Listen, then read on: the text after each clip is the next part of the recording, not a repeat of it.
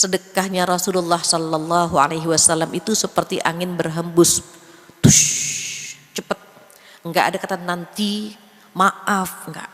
Beliau itu kalau ada yang meminta dilihat, di rumah ada kurma ya kurma, di rumah ada roti ya roti. Beliau nggak bisa tidur kalau yang di luar belum disedekahkan. Kalau kita nggak bisa tidur kalau yang di luar belum kita makan.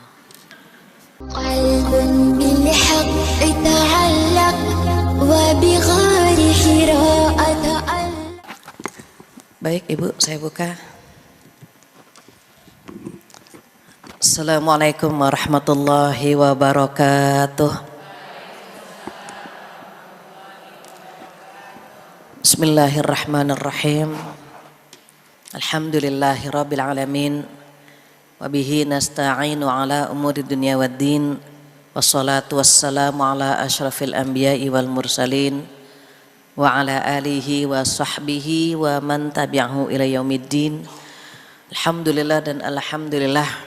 Mudah-mudahan yang kita niatkan, yang kita panjatkan doa-doa kita di bulan Ramadan Allah kabulkan, dan mudah-mudahan Ramadan tahun ini lebih baik daripada tahun sebelumnya. Mengapa alhamdulillah dan alhamdulillah? Kita bilang sama Allah apa? Allahumma balighna Ramadan. Ya Allah, sampaikanlah kami ke bulan Ramadan. Dan alhamdulillah doa kita dikabulkan. Kita bertemu dengan bulan Ramadan satu hari saja. Satu hari saja bertemu dengan bulan Ramadan, dosa-dosa kita diampuni oleh Allah Subhanahu wa taala. Maka ketika kita bilang sama Allah, ya Allah sampaikanlah kami ke bulan Ramadan, kita bertanya sama diri kita, mau ngapain bulan Ramadan? Kenapa kita minta disampaikan ke bulan Ramadan? Kita mau apa? Mau bagaimana? Mau menjamu Ramadan dengan aktivitas apa dan bagaimana? Berharap sekali mumpung hari pertama ya kita punya planning. Mudah-mudahan Ramadan kita berbuat takwa dan mudah-mudahan amal ibadah kita diterima oleh Allah Subhanahu wa taala walaupun jauh dari sempurna, insyaallah. Amin ya rabbal alamin. Tak lupa selawat dan salam kita sampaikan kepada kekasih kita Rasulullah Sallallahu Alaihi Wasallam, di mana beliau bersabda, man shoma ramadhana imanan wa ihtisaban ghufira lahu ma taqaddama min dzambih.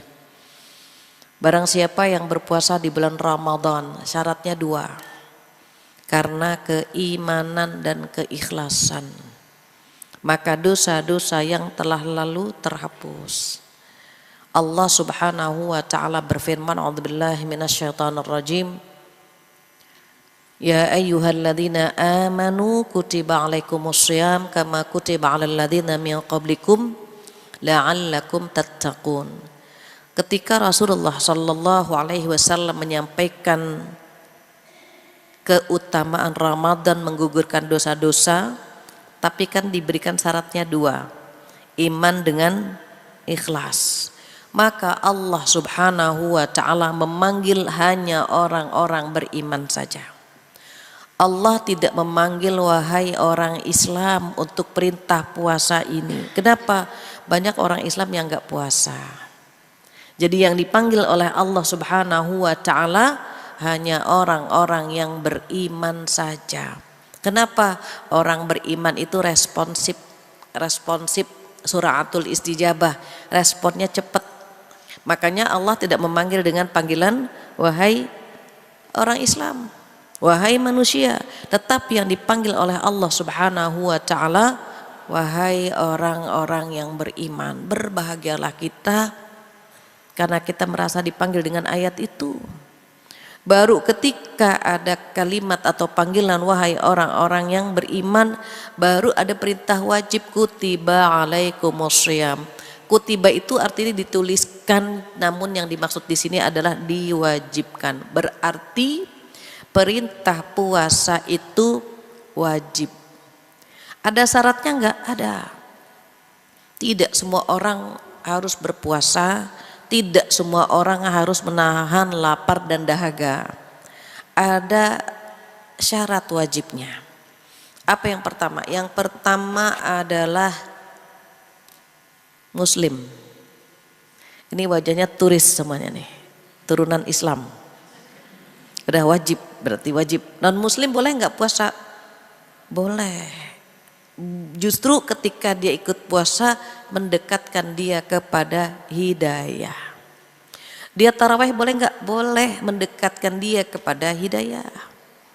Karena kita muslim maka kita wajib berpuasa.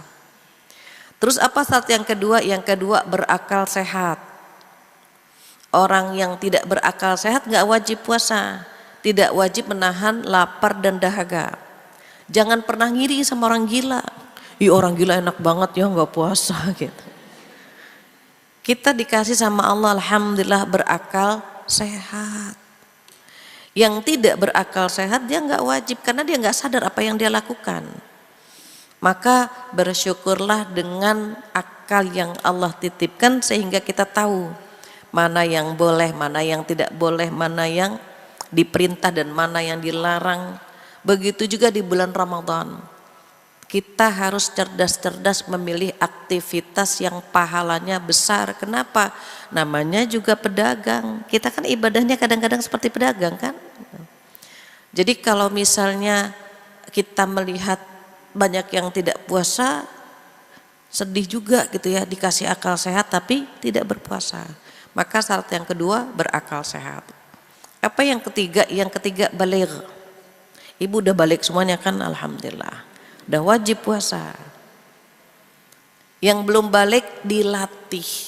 Banyak pertanyaan ibu-ibu zaman now ya yang anaknya umur 17 tahun nggak kuat puasa, sedih gitu. Pertanyaannya, Bu Fatia boleh nggak sih anak saya bayar fidyah? Kenapa? Sakit? Enggak. Apa ada masalah? Tidak, cuma karena nggak terbiasa puasa, nggak dilatih. Usia 17 tahun, 15 tahun nggak kuat puasa. Itu orang tuanya punya tanggung jawab itu. Kenapa nggak melatih, nggak diajarkan latihan puasa, buka jam 10, buka zuhur, buka asar dan seterusnya. Maka ibu-ibu yang punya anak cucu di usia balita, batita sudah dikenalkan. Biar ketika baligh dia udah terbiasa. Anak-anak sekarang Gen Alpha tuh pinter. Kenapakah aku harus puasa, kata mereka. Kan aku belum wajib, berarti kan pahalanya buat bunda gitu ya. Kita jawab lagi dengan cerdas, betul pahalanya buat bunda, itu tabungan kamu. Nanti kalau kamu udah besar, pahalanya buat kamu semua. Sekarang karena belum bisa mengelola keuangan, mengelola pahala, pahalanya buat bunda yang mengajarkan dan melatih. Nanti kalau sudah balik pahalanya bunda kembalikan. Jangan sampai kita bilang, nak puasalah nak, pahalanya buat bunda, jadi bunda nggak perlu puasa. Oh, marah besar anak-anak kita. Jadi saat dia balik dia sudah wajib berpuasa. Allah itu maha bijaksana. Even diperintahkan puasa menahan lapar dan dahaga, tapi kan ada syarat wajibnya. Maka syarat wajib yang keempat adalah mampu berpuasa. Dia mampu. Yang nggak mampu karena sakit boleh nggak puasa. Lansia boleh nggak puasa. Ibu hamil, ibu menyusui, para ulama sepakat mereka boleh tidak puasa. Yang berbeda apanya? Cara membayarnya. Maka saat kita tidak mampu berpuasa karena sakit, boleh membayar qadha di hari yang lain. Sakit itu ada 3 level ya Bu, ada yang ringan, ada yang berat, ada yang sedang. Ringan, sedang, berat. Penyakit ringan jangan batalkan. Cuma gara-gara alergi gatel-gatel, nggak usah. Lanjut puasa. Yang sedang bagaimana?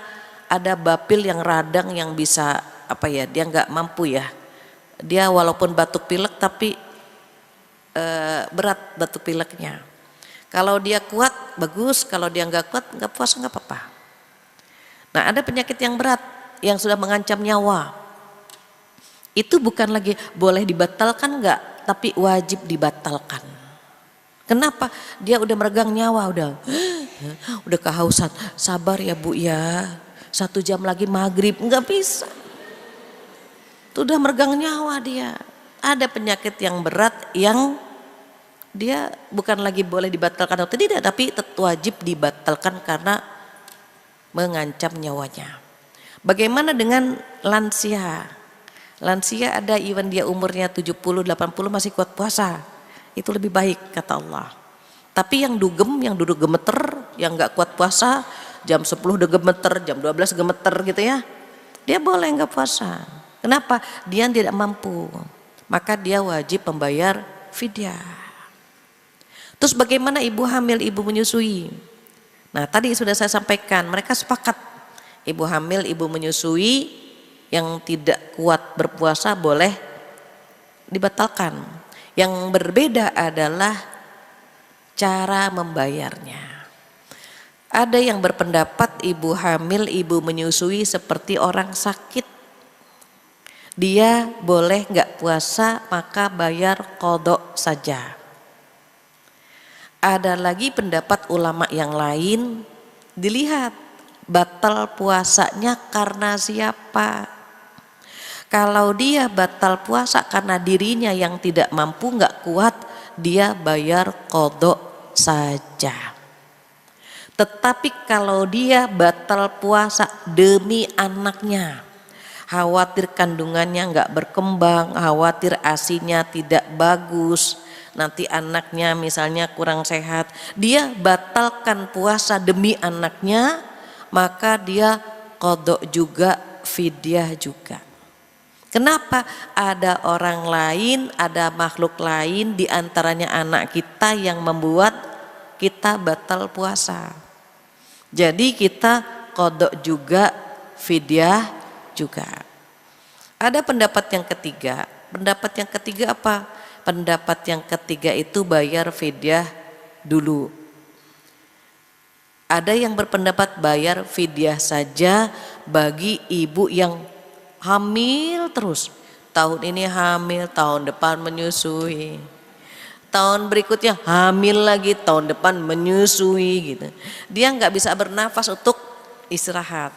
Nah ibu yang golkar ini, yang kesenggol mekar lagi, hamil lagi, hamil lagi. Nah, itu boleh bayar fidyah saja.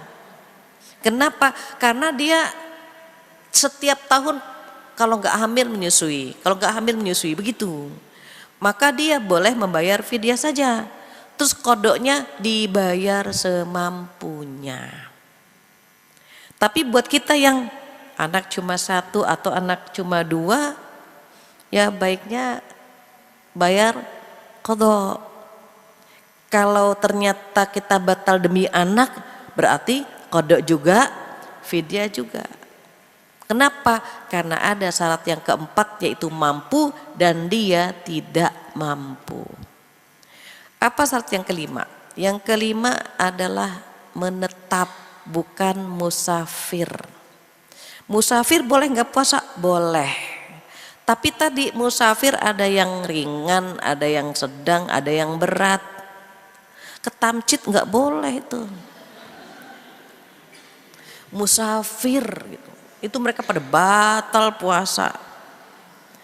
Cuma ibu misalnya maaf gitu ya, rumah di ya deket lah, terus ke Darussalam, nggak boleh.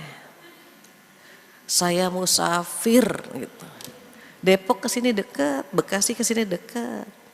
Maka tidak boleh membatalkan puasa jika perjalanan yang dekat.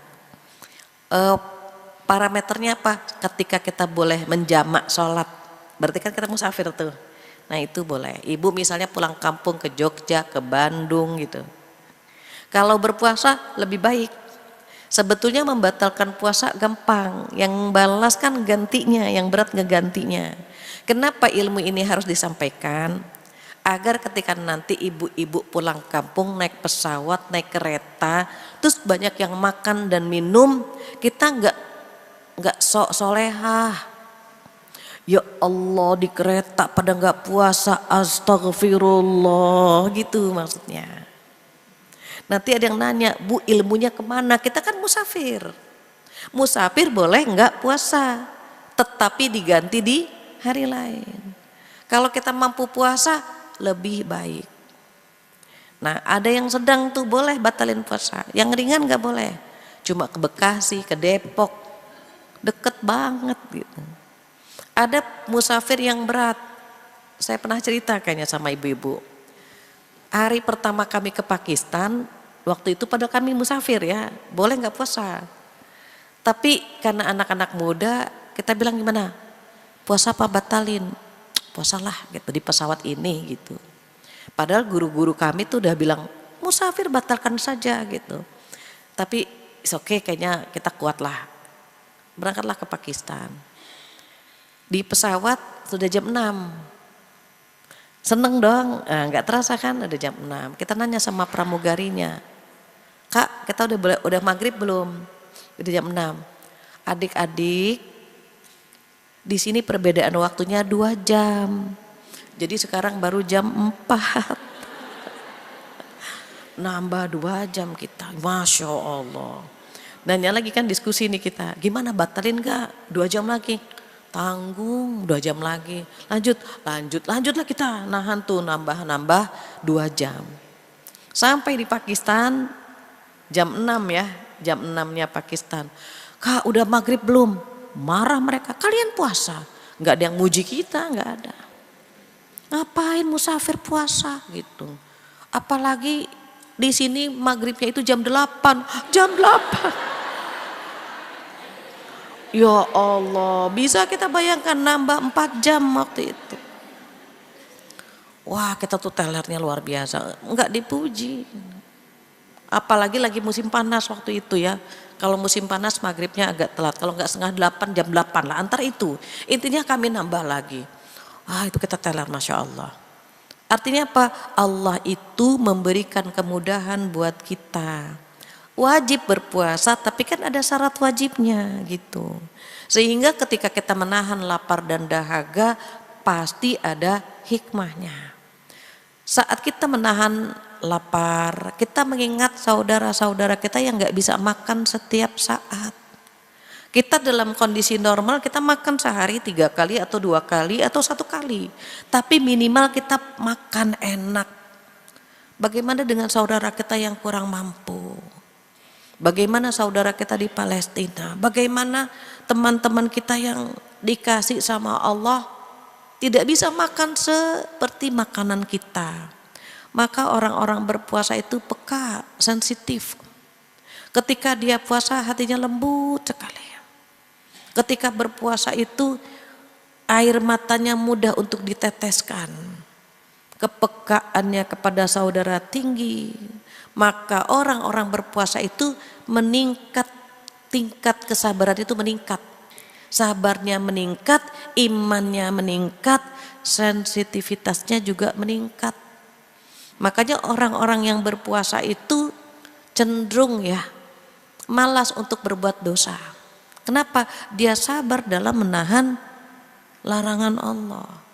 Maka saat kita melihat luar biasa dampak dari puasa, badan kita sehat, hati kita bersih, rezeki insya Allah diantar, dan kesabaran kita meningkat.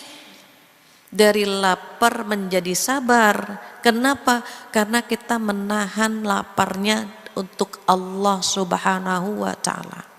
Orang miskin yang menahan lapar saja pahalanya besar, apalagi kita mampu. Kita mampu makan, kita bisa beli makanan, tapi kita tahan. Kenapa? Karena menjalankan perintah Allah Subhanahu wa ta'ala. Maka ketika kita berpuasa, kesabaran kita menjadi berlipat-lipat. Dan sebagaimana kita ketahui, sabar ada berapa macam? Sabar ada 3 macam. Sabar yang pertama adalah sabar dalam menjalankan perintah Allah. Salat taraweh kita bisa sabar.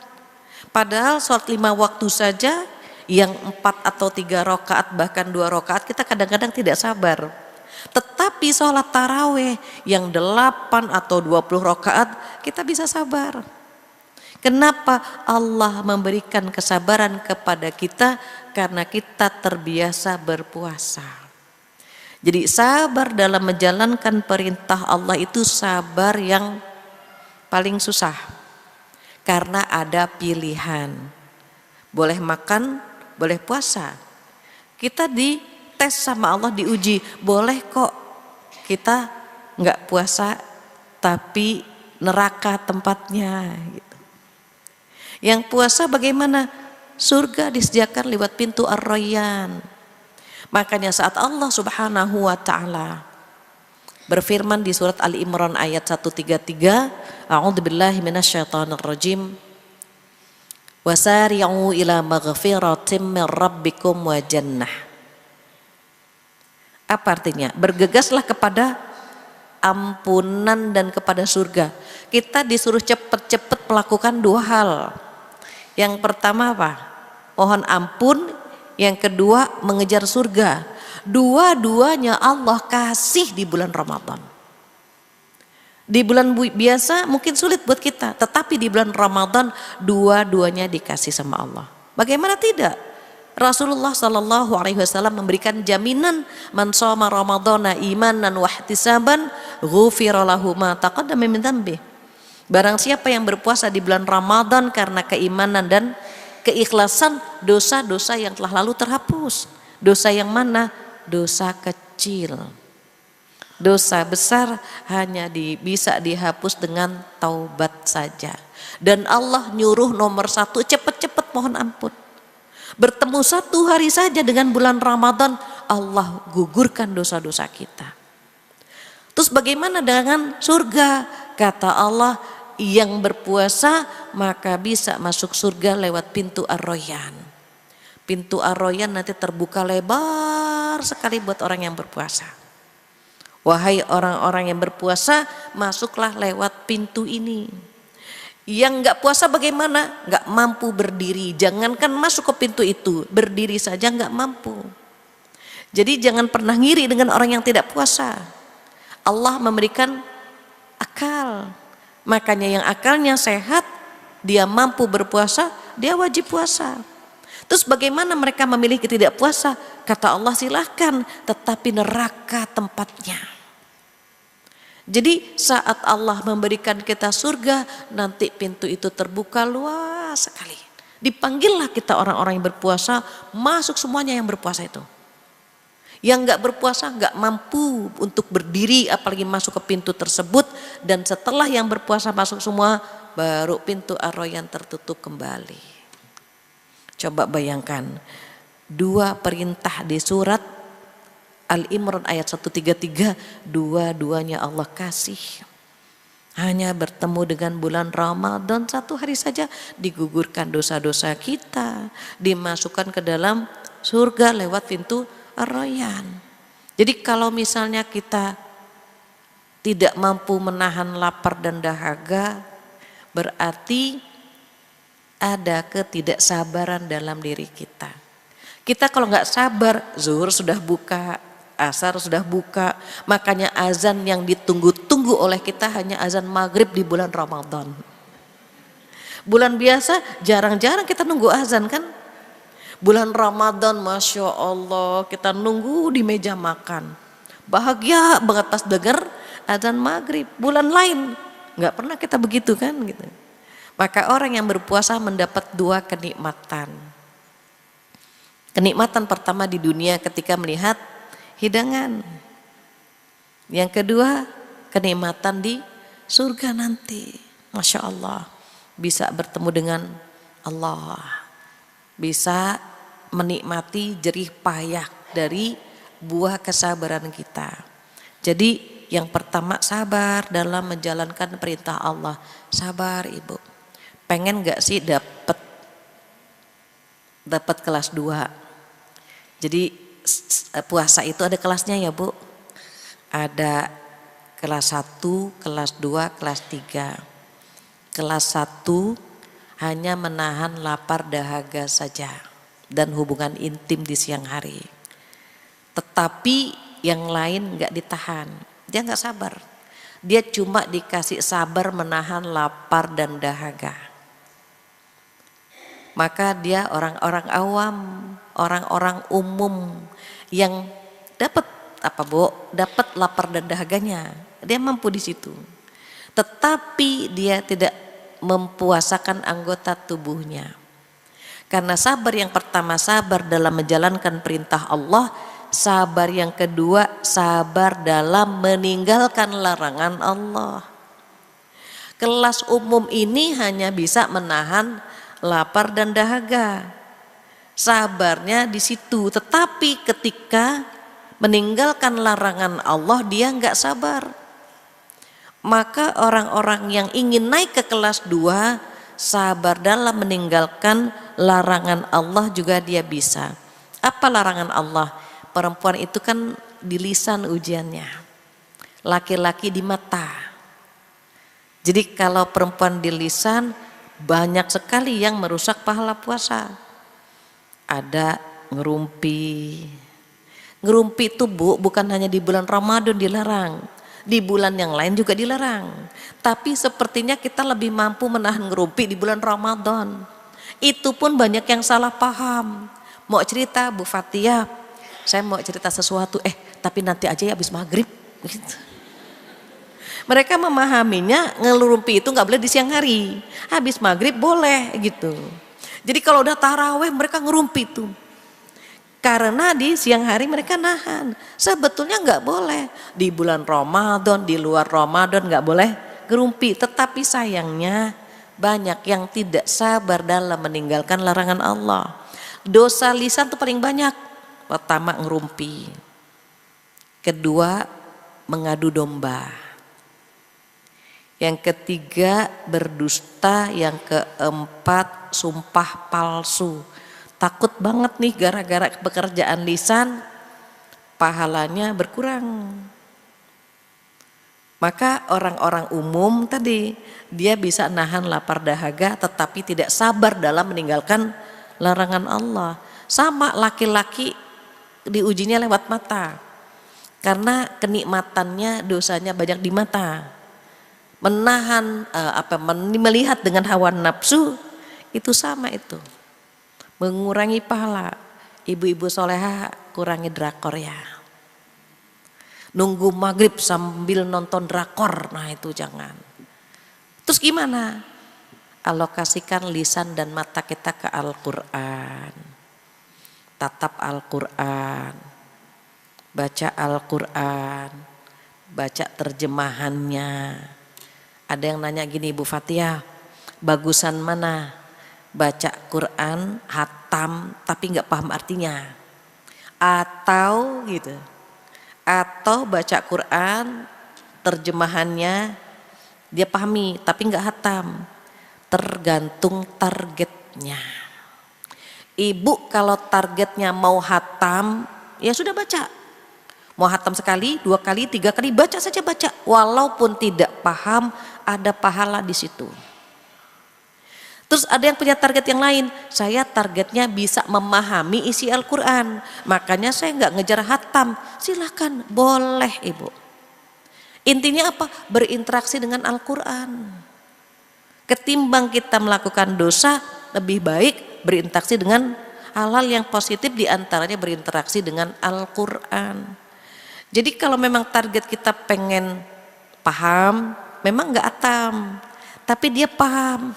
Surat Al-Kahfi, dia pilih surat Al-Baqarah atau surat Yasin, dia pilih beberapa surat, pengen banget tahu artinya, nggak apa-apa. Ada yang Bu Fatia, saya nggak kejar hatamnya, saya tidak kejar pahamnya, saya target saya untuk Ramadan tahun ini, saya pengen hatam juz 30. Saya nggak bisa hatam 30 juz, tapi saya pengen hafal juz 30, silakan.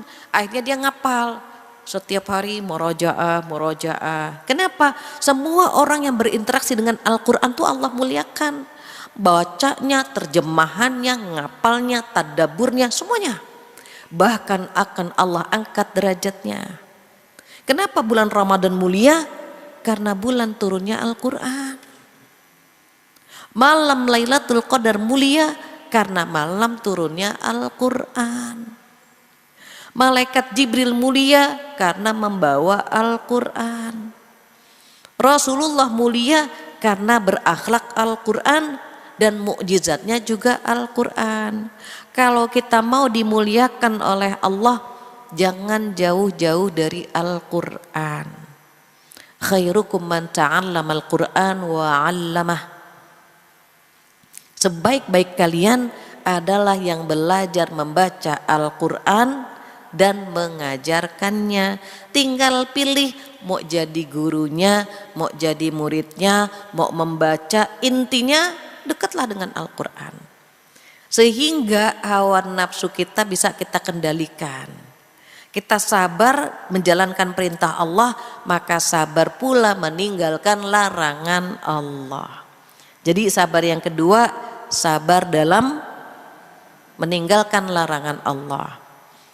Jadi orang-orang yang di kelas 2, Bu, tadi kan kalau kelas 1 cuma menahan lapar dan dahaga.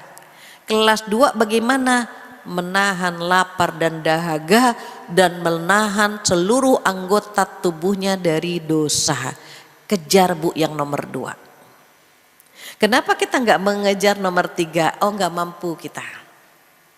Orang puasa di kelas 3 ini level paling tinggi, itu kelasnya istimewa. Ini level puasa gitu. Kelas umum, kelas khusus, kelas istimewa. Siapa yang dapat kelas istimewa? Para nabi, para sahabat, salafus soleh. Mereka menggapai kelas istimewa, di mana hati pikirannya semuanya itu ingin beribadah kepada Allah Subhanahu wa Ta'ala. Makanya mereka bisa hatam 1 kali di malam hari, hatam Al-Quran. Bisa hatam 1 kali di siang hari. Siang malam mereka hatam 2 kali. Berarti selama Ramadan hatam 60 kali. Di antaranya Imam Syafi'i. Kita nggak bisa tuh mengejar ke situ. 60 kali. Nah, itu kelasnya istimewa. Jadi kalau kita ngejar kelas 2 saja sudah ngos-ngosan. Mau ngerumpi, astagfirullah, kelas 2, kelas 2, kelas 2 gitu. Mau nonton drakor, astagfirullahaladzim, saya mau kelas 2. Jangan ibadah kita kelas 1 terus dari tahun ke tahun, stuck di tempat. Kita kan nggak pernah tahu ajal kita kapan datang. Masa bertambahnya usia tidak ada peningkatan dalam beribadah. Maka saat kita memiliki kesabaran dalam melaksanakan perintah Allah, di antaranya sabar yang ketiga juga kita sabar. Apa sabar yang ketiga? Sabar dalam menghadapi ujian Allah. Di bulan Ramadan ada saja, Bu, ujiannya, Bu. Kadang-kadang suami begini, kadang-kadang mertua begini, kadang-kadang anak-anak begini. Ada lagi ujian di tempat lain. Itu menguji kesabaran kita. Karena kita berpuasa, maka terlatihlah dengan ujian-ujian ini.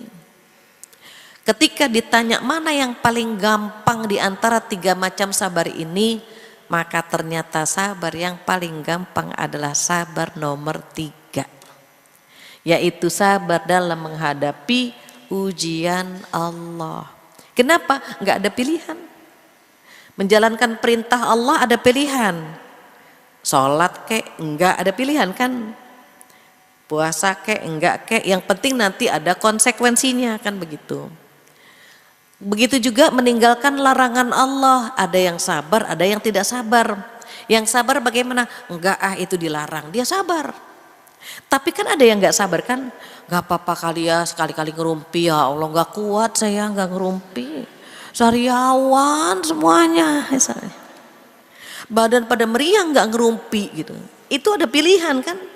Tapi orang-orang yang berpuasa akan sabar meninggalkan larangan itu. Maka pilihan melakukan dan mengerjakan ada di nomor 1, nomor 2. Itu yang bikin susah. Tetapi sabar dalam menghadapi ujian Allah nggak ada pilihan lagi. Kecuali harus sabar.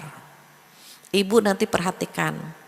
Kalau sudah puasa, tingkat kesabaran kita Masya Allah.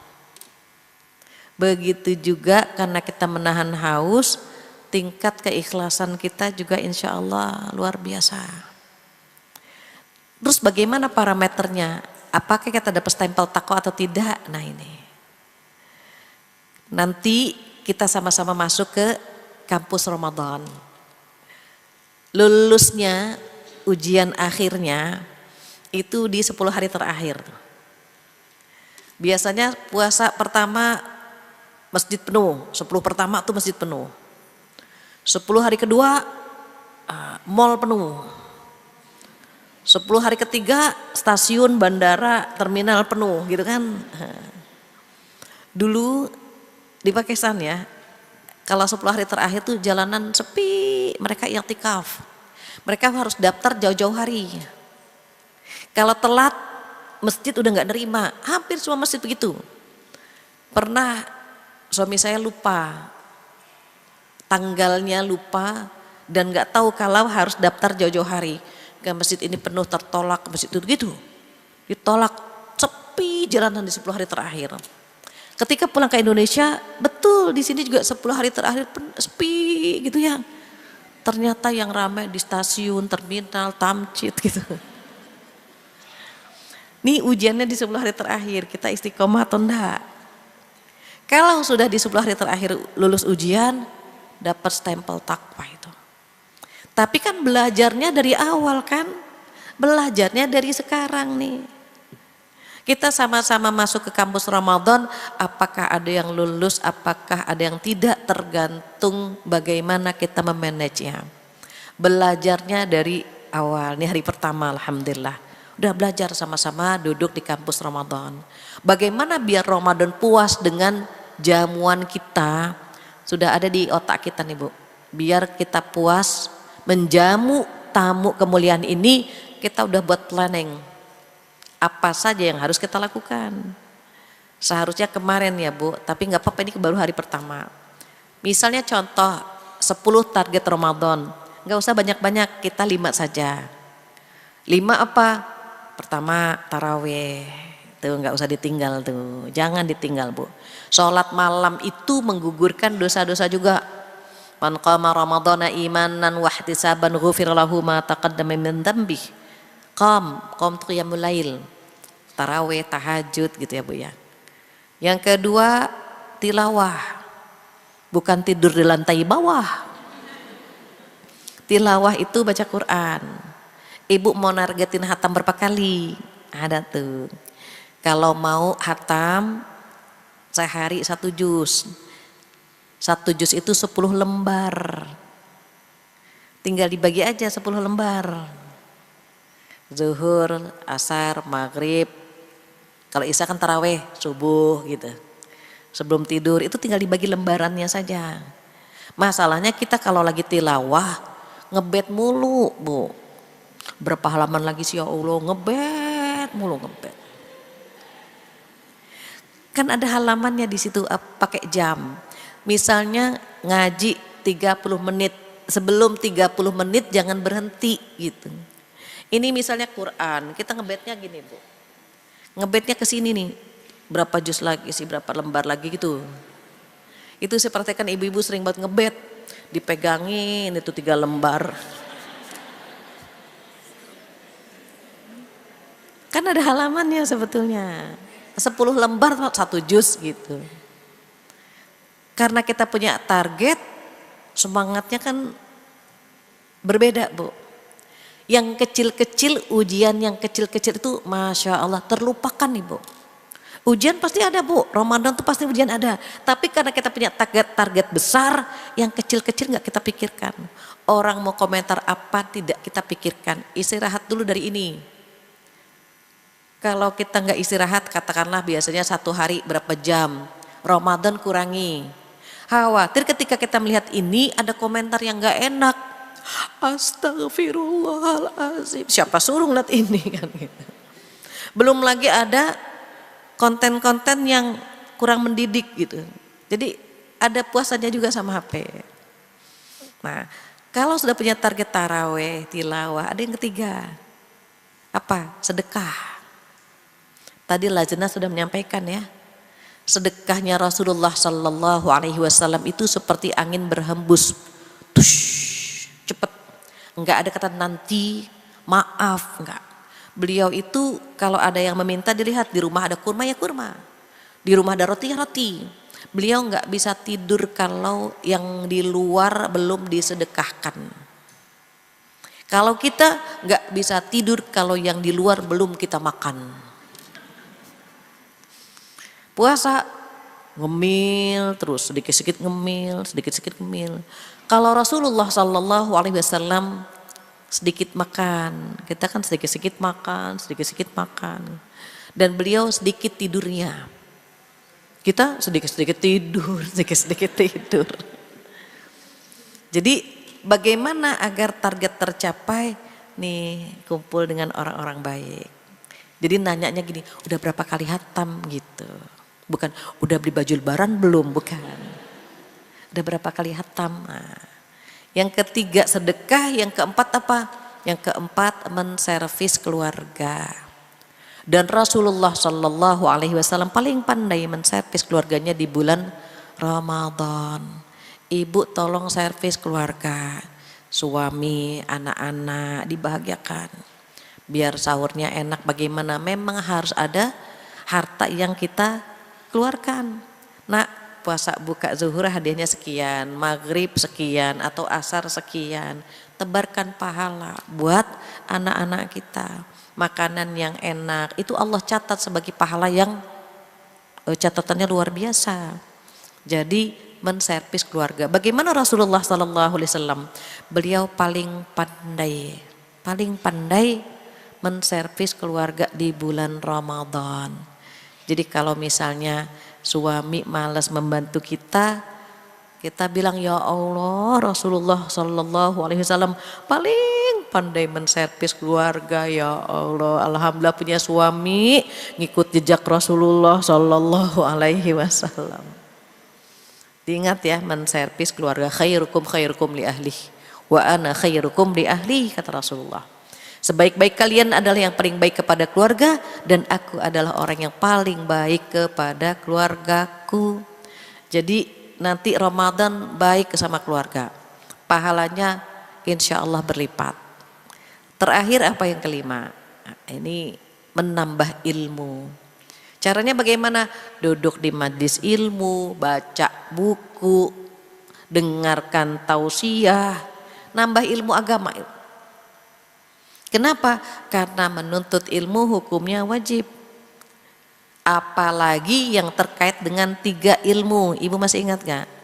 Catatannya udah hilang ya. Memang kalau kebanyakan ilmu tertukar biasanya. Ada 3 ilmu yang wajib kita ketahui, yang wajib kita pelajari. Yang pertama ilmu yang terkait dengan akidah yang lurus. Tidak mencong-mencong. Akidah yang lurus ini tidak menduakan Allah, tidak syirik.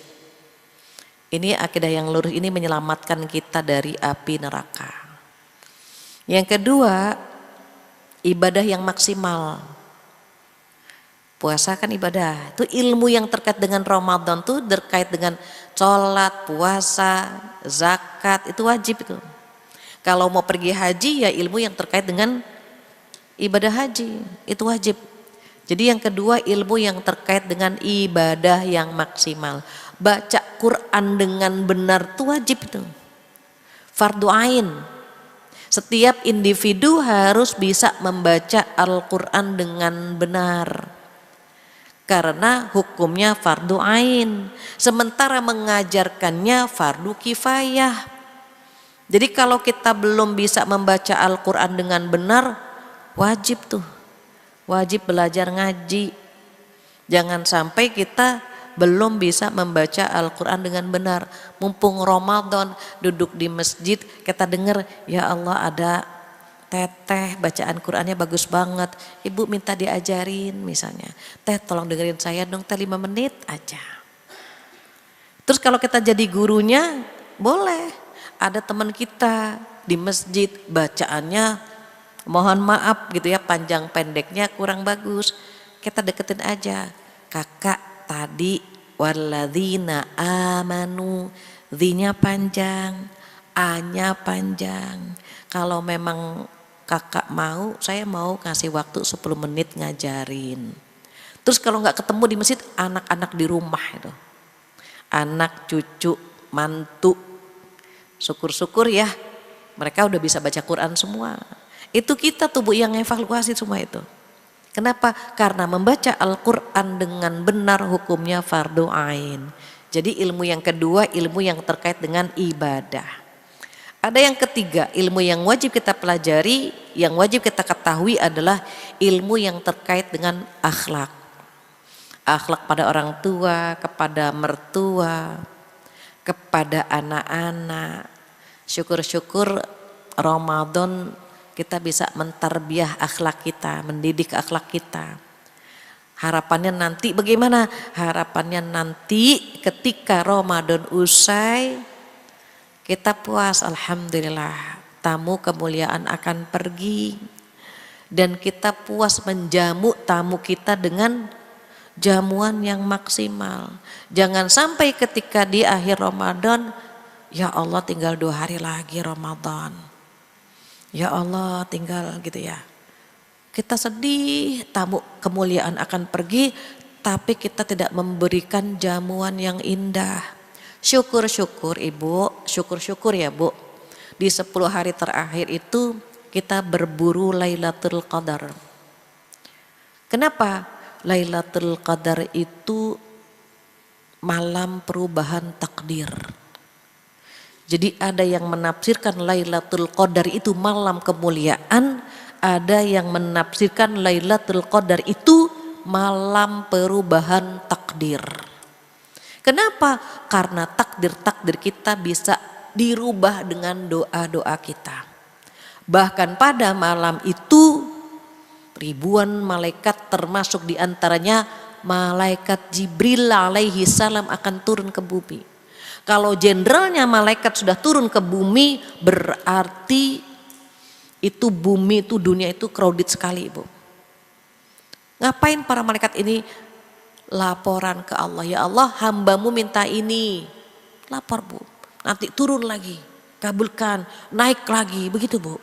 Makanya di 10 hari terakhir ini tadi yang saya singgung, ujiannya banyak, padahal pahalanya luar biasa. Ibu tandain nanti. 10 hari terakhir saya sudah tidak melakukan hal-hal yang lain. Kenapa? Semuanya sudah kita tuntaskan. Kue sudah dituntaskan, baju sudah, ini sudah gitu. Karena belajarnya sudah dari hari pertama. Hari pertama sudah belajar, ujiannya di 10 hari terakhir, hasilnya nanti setelah Ramadan usai. Apakah kita dapat stempel takwa atau tidak? Ciri-cirinya bagaimana orang yang mendapatkan stempel takwa? Tengok lagi surat Al-Imran ayat 134, 135. Boleh dibacain artinya Neng? Oh, udah setengah 11 ya. Ada ciri-ciri orang bertakwa di situ. Apa ciri-cirinya? A'udzubillahi minasyaitonirrajim. Silakan. 134 ya Ustaz. Al-Imran 134 135. Bismillahirrahmanirrahim. Yaitu orang-orang yang berinfak baik di waktu lapang maupun sempit, dan orang-orang yang menahan amarahnya dan memaafkan kesalahan orang lain, dan Allah mencintai orang yang berbuat kebaikan. 135. Dan juga orang-orang yang apabila mengerjakan perbuatan keji atau menzolimi diri sendiri segera mengingat Allah, lalu memohon ampunan atas dosa-dosanya. Dan siapa lagi yang dapat mengampuni dosa-dosa selain Allah? Dan mereka tidak meneruskan perbuatan dosa itu sedang mereka mengetahui. Iya, itu ciri-ciri orang bertakwa Ibu. Nanti dicek sama kita. Ciri-cirinya enggak banyak, cuma 5. Apa yang pertama? A'udzubillahi minasyaitonirrajim. Alladzina yunfiquna fis-sarra'i wadh-dharra. Yang pertama, ciri-ciri orang bertakwa yang pertama adalah menginfakkan hartanya di waktu lapang maupun sempit. Karena kita terbiasa sedekah di bulan Ramadan, maka bulan Syawal dan bulan-bulan yang lain kita pun terbiasa sedekah baik di waktu lapang maupun sempit. Begitu juga karena di bulan Ramadan kita sabar menahan amarah, maka di bulan-bulan lain pun kita sabar menahan amarah. Karena ciri orang bertakwa yang kedua, wal kadhiminal ghaidh, orang-orang yang mampu menahan amarahnya. Jadi kita terbiasa nih Bu, nggak terprovokasi. Nanti setelah Ramadan usai, karakter itu nempel di badan kita. Insya Allah puasa kita berbuah takwa. Apa yang ketiga, ciri yang ketiga? Wal'afina 'anin nas. Mudah memaafkan kesalahan orang lain. Kita kan Ramadan, hati kita bersih, dada kita lapang. Kita mudah memaafkan kesalahan orang lain. Karena kita tahu semua ujian dari Allah dan semua terjadi atas izin Allah. Maka hati kita lapang memaafkan kesalahan orang lain. Insya Allah setelah Ramadan, karakter itu mendarah daging di dalam diri kita. Ya sudah, kita maafkan saja. Nanti akan Allah sediakan istana yang luar biasa untuk orang-orang yang bertakwa, di antaranya mudah memaafkan kesalahan orang lain. Apa yang keempat? Wallahu yuhibbul muhsinin. Wal kadhiminal ghaidha wal 'afina 'anil nas. Wallahu yuhibbul muhsinin. Dan Allah suka dengan orang-orang yang berbuat kebaikan. Jadi Ramadan menebar kebaikan, maka bulan-bulan yang lain pun akan terbiasa menebar kebaikan. Orang yang selalu menebar kebaikan itu nanti di hari kiamat banyak yang bersaksi tentang dia. Ketika sedang diazab, bersaksi, ya Allah jangan siksa dia. Hamba bersaksi dia orang baik. Hamba melihat beliau selalu melakukan kebaikan. Jadi banyak Bu yang bersaksi bahwa kita orang baik. Kenapa? Di dunianya selalu menebar kebaikan. Sama halnya ketika kita baca Quran. Di hari kiamat Al-Quran pun akan menjadi saksi. Bisa memberikan syafaat pada hari kiamat nanti. Makanya mumpung bulan Ramadan, bulan turunnya Al-Quran, jangan jauh-jauh dari Al-Quran. Berharap apa? Al-Quran nanti ngasih syafaat di hari kiamat. Ibu yang punya anak, punya suami, punya orang tua, tebarkan kebaikan sebanyak-banyaknya. Kenapa? Karena Allah suka sekali dengan orang yang menebar kebaikan. Ini yang keempat. Jadi wallahu yuhibbul muhsinin, Allah suka gitu ya. Kalau Allah udah suka, Masya Allah, Allah ngasih apa aja untuk kita. Urusan kita dihandle semua sama Allah. Makanya bulan Ramadan kadang-kadang ada aja rezeki kan yang tidak terduga. Karena urusan kita dihandle sama Allah.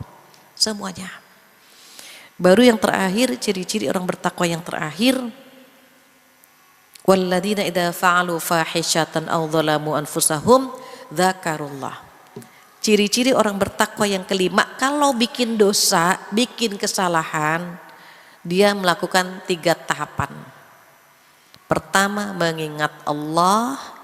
Yang kedua, istighfar. Yang ketiga, tidak melanjutkan perbuatan dosanya tadi. Contoh ngerumpi ya, karena perempuan kan sering ngerumpi. Ketika dia mendapatkan stempel takwa dari Allah, saat bikin dosa, dia langsung ingat Allah. Allah gak suka banget kita melakukan ini. Terus yang kedua apa? Istighfar. Astaghfirullahaladzim, astaghfirullahaladzim, astaghfirullahaladzim. Yang ketiga apa? Walam yusirru ala ma fa'alu. Tidak melanjutkan perbuatan itu, dihentikan, bubar langsung semuanya. Kalau kita kan kadang-kadang istighfar juga tapi ngelanjutin lagi. Astaghfirullahaladzim, ya Allah kita ngerumpi. Terus akhirnya gimana tuh akhirnya? Itu gak bertakwa itu. Karena ciri-ciri orang bertakwa ketika dia melakukan dosa atau menzalimi diri sendiri, dia langsung ingat Allah, langsung istighfar dan tidak melanjutkan perbuatan dosa itu lagi. Syafaqillah yang lagi bersin ya. Mudah-mudahan 5-5-nya kita dapatkan setelah Ramadan usai. Tapi diingat, belajarnya dari hari ini. Dari hari pertama sama-sama ya kita masuk ke kampus Ramadan, berharap sekali nilai kita bagus, cum laude, sehingga dapat sertifikat takwa dari Allah Subhanahu wa Ta'ala. Amin ya Rabbal Alamin. Alhamdulillah jam setengah 11 lewat ya. Ada waktu kurang lebih 15 menit untuk ngobrol-ngobrol. Jika ibu-ibu ada yang ingin ditanyakan atau ditambahkan atau dikurangi, saya kembalikan lagi kepada MC kondang kita, silakan. Gak ada.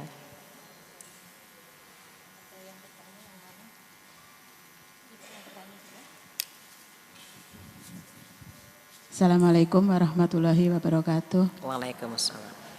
Izin bertanya ya Ustazah. Sebenarnya ini ke perbuatan kita sehari-hari ya, tugas lah gitu.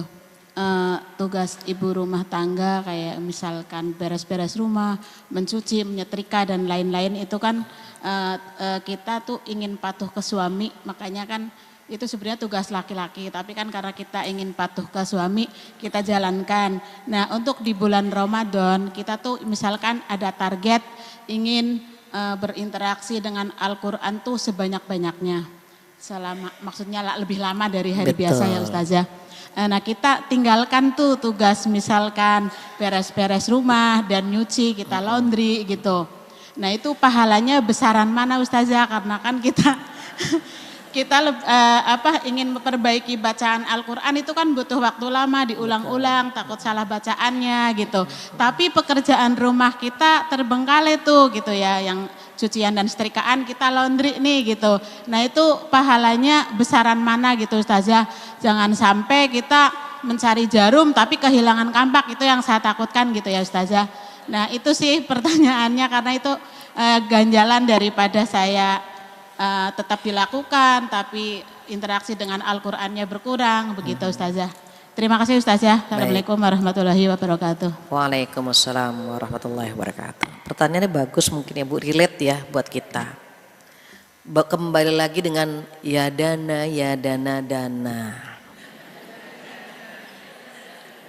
Kalau ada dananya kenapa enggak? Kalau ada dananya kenapa tidak?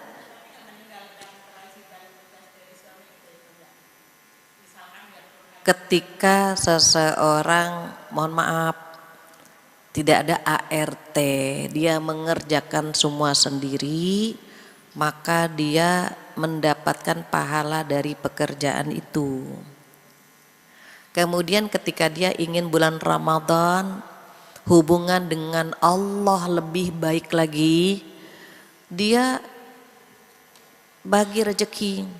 Katakanlah tadi pakaian di laundry, nggak memasak, catering aja, tiap hari datang catering, nggak apa-apa, makanya kembali ya dana.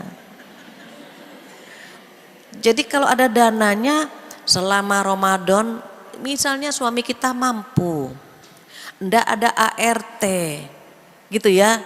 Terus suami mampu, Bunda selama Ramadan Bunda nggak usah masak Bunda ya, kita ngaji aja, kita gitu. Masak bagaimana, makan kita catering, ayah sudah pesan catering selama 1 bulan penuh. Enak kan? Iya, makanya kembali lagi kan kepada dana. Kalau ternyata suami, oh iya, buka puasa dengan sahur sudah ada yang handle, enak. Tapi kembali lagi kalau kita nggak punya dana yang cukup, mau tidak mau kita bagi pahalanya. Hubungan dengan Allah ada, hubungan dengan manusia ada. Jangan berpikir bahwa memasak dengan mencuci itu hubungan kita dengan Allah, nggak ada. Ketika kita punya niat ikhlas, Allah ngasih pahala di situ. Beda dengan ketika tidak ikhlas. Mau secapek apapun kalau dia tidak ikhlas, Allah nggak melirik. Contoh, dia nyucinya ngedumel gitu ya, ibu tahu aja Bu ngedumel Bu. Nyuci ngedumel, masak marah-marah. Ya Allah, orang pada ngaji ini masih ngaduk, ngedumel aja. Itu makanannya nggak berkah. Anak sama suami makan buang-buang air semua. Kitanya ngedumel ngaduknya gitu. Coba kalau ikhlas, ngaduknya masaknya sambil salawatan, istighfar, hafal surat Yasin, hafal surat Al-Waqiah, hafal surat Al-Muluk, enak. Orang dulu kan begitu, nyapu, ngepel, baca Al-Muluk, nyuci piring, baca Al-Waqiah. Kita kan gitu. Pahalanya berbeda, bobot dan kualitas amalnya kan berbeda begitu. Makanya bagaimana ketika Ramadan ini nilai ikhlasnya bertambah, nilai sabarnya bertambah gitu ya, agar kita bisa berbuah takwa, semua dikembalikan kepada kita. Allah Subhanahu wa taala berfirman, a'udzubillahi minasyaitonirrajim, alladzi khalaqal mauta wal hayata liyabluwakum ayyukum ahsanu amala. Dia gitu ya.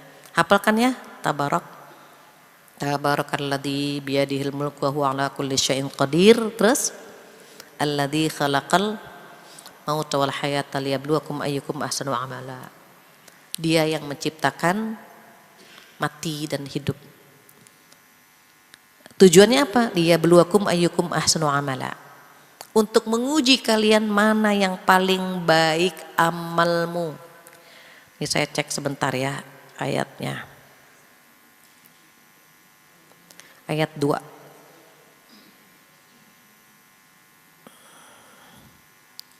Alladzi khalaqal mauta wal hayata liyabluwakum ayyukum ahsanu amala. Ahsanu amala itu yang mana? Amal yang paling baik yang mana? Syaratnya cuma 2. Pertama niatnya benar, kedua caranya benar. Udah itu saja.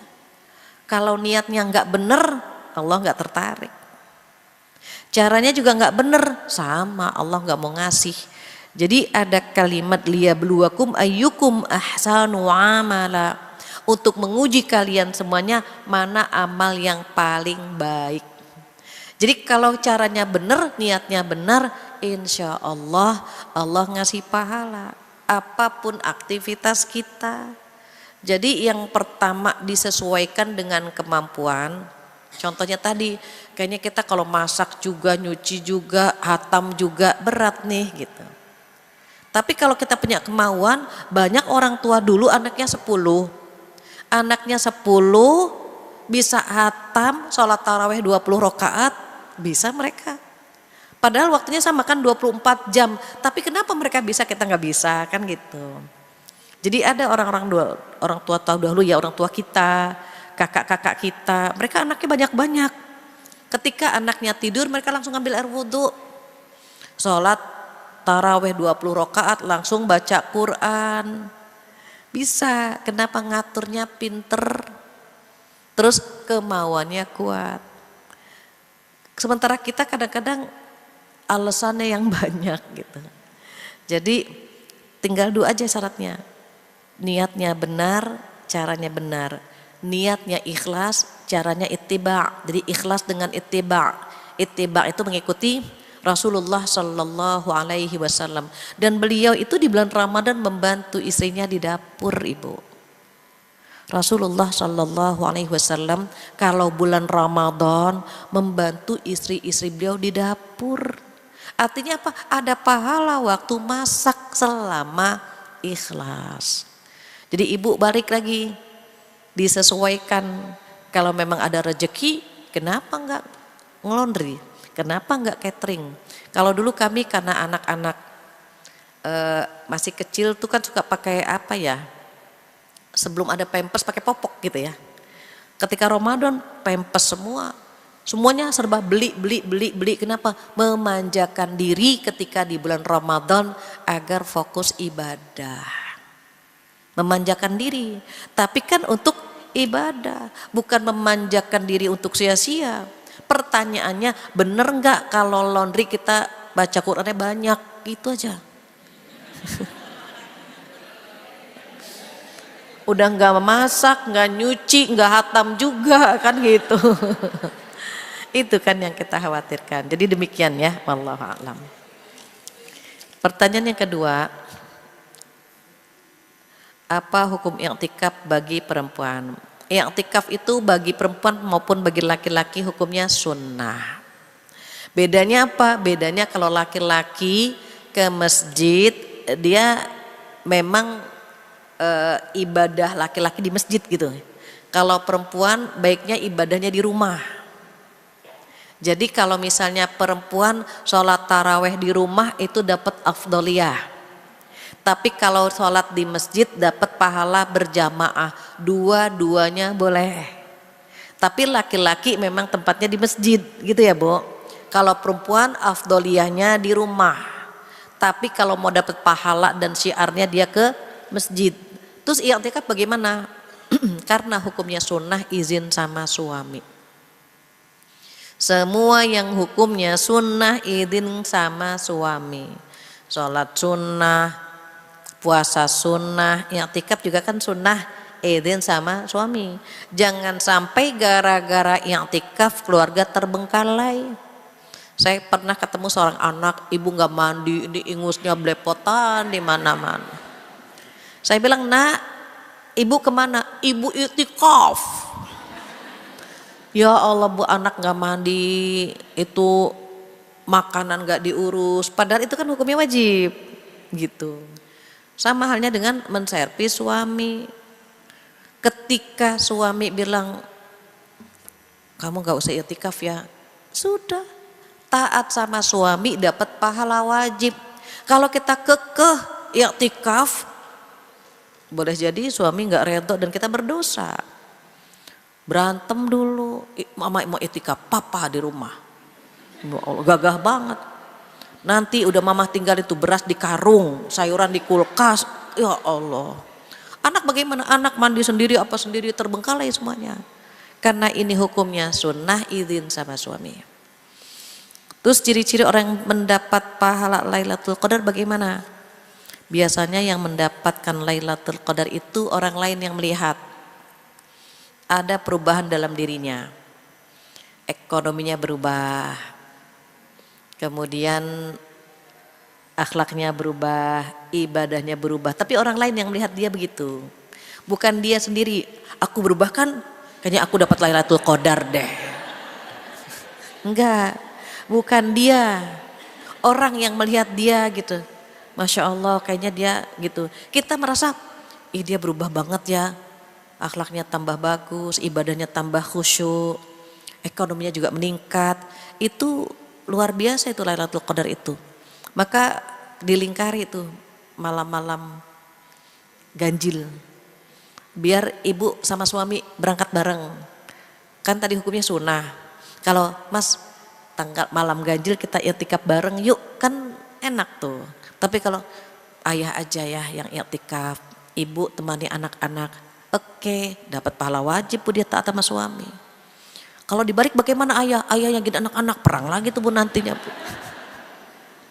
Saya i'tikaf gitu, nanti perang lagi. Dulu Bu, ketika kami kuliah itu dosen-dosen kami itu bilang gini Bu, perempuan bisa tabatulan. Tabatulan itu di kamar. Jadi dia buat ruangan khusus di pojok-pojok asrama di kamar Bu. Itu istiqomah tempatnya nggak pindah-pindah ya Bu. Dia tilawah, dia sholat di tempat itu. Semoga pahalanya sama dengan pahala i'tikaf. Jadi kami dulu itu waktu kuliah itu Bu, bikin kamar masing-masing Bu. Bikin ruang khusus ibadah di pojok-pojok gitu. Dan nggak pindah-pindah di situ aja gitu. Jadi kami jadikan seperti mihrab lah gitu. Kita ngaji di situ gitu, sholat di situ, enggak pindah-pindah. Habis subuh kita ngaji lagi, seperti kita beriktikaf. Gitu. Mudah-mudahan pahalanya sama dengan tanpa meninggalkan keluarga, gitu. Karena memang perempuan itu kan identik dengan rumah ya Bu. Suami kangen pengen pulang ke rumah karena ada istri. Anak-anak rindu pulang ke rumah karena ada ibunya. Kita pengen kita ini menjadi sumber kenyamanan di rumah. Kecuali kalau suami ngajak, Bun kita i'tikaf yuk semuanya yuk sama anak-anak. Itu kan luar biasa.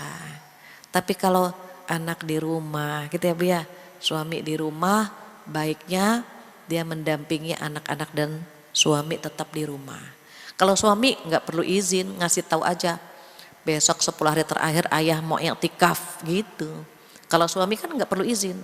Tapi kalau kita harus izin dari suami. Itu pun usahakan pergi ke masjidnya tidak menimbulkan fitnah. Jangan sampai bajunya ketat, sampai lekukannya itu kayak ibu tahu nggak tanjakan nagrak.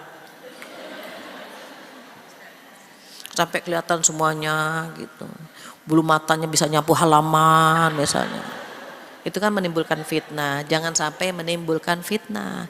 Kita mau ibadah, bagaimana orang nyaman melihat kita, kita pun nyaman beribadah. Demikian, mudah-mudahan bermanfaat dan Allah memberikan kita titel takwa di penghujung Ramadan nanti.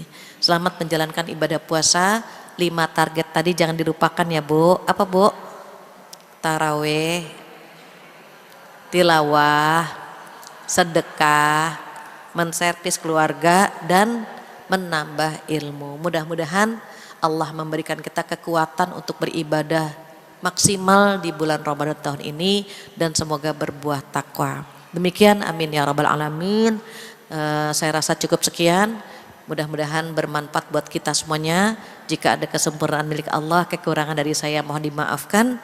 Kita tutup dengan doa penutup majlis bersama-sama. Subhanakallahumma wa bihamdika asyhadu an la ilaha illa anta astaghfiruka wa atubu ilaik. Wabillahi taufiq wal hidayah. Assalamualaikum warahmatullahi wabarakatuh.